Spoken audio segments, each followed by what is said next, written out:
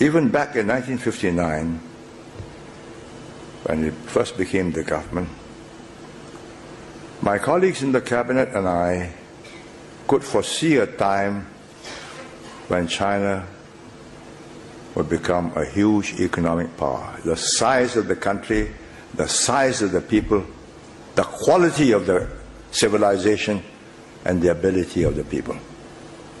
We are descendants of landless peasants.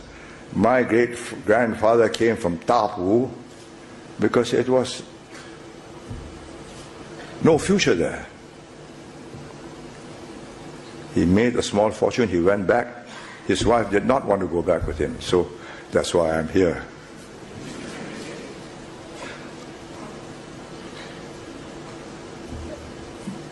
My relatives in Tapu has given me my family tree.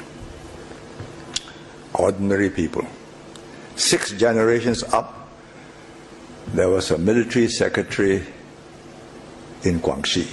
That's the only illustrious person. I think he was a Jinshi, but he didn't get into Beijing. Out of this background, we are able to do so many things. And China has 1,300 million people, poets, writers, scholars, artists, choreographers, dancers. You watch the Beijing Olympics opening. In 1 hour, Zhang Yimou with his team projected to the world 5,000 years of Chinese scholarship and achievements, presented in a succinct way, using mass dancers, mass Tai Chi performances, and so on. I was there, sweating like mad in August. I was watching the reaction of the foreign leaders, and I knew that they knew this was a country that's going to rise. 30 years since they opened up. Deng Xiaoping opened up in 1978 after he came to Singapore and saw how we used capitalist companies to bring about progress in our society. He opened up special economic zones.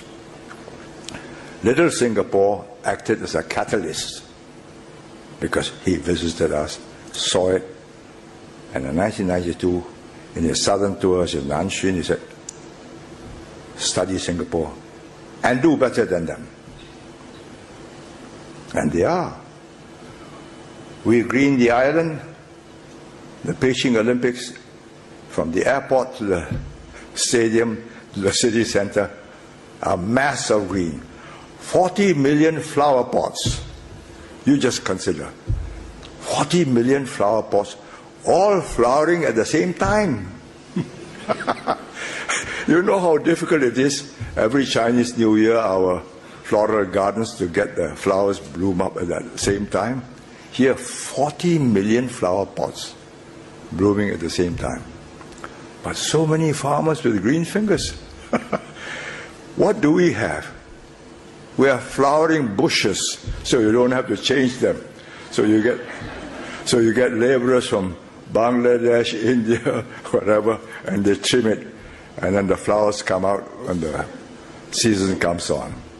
But they change flowers, lilies, gladiolas, roses. Putong Airport to Putong is greener than Singapore. They watched us, they sent teams to study us. They said, not so difficult. I got more manpower, I'll do it.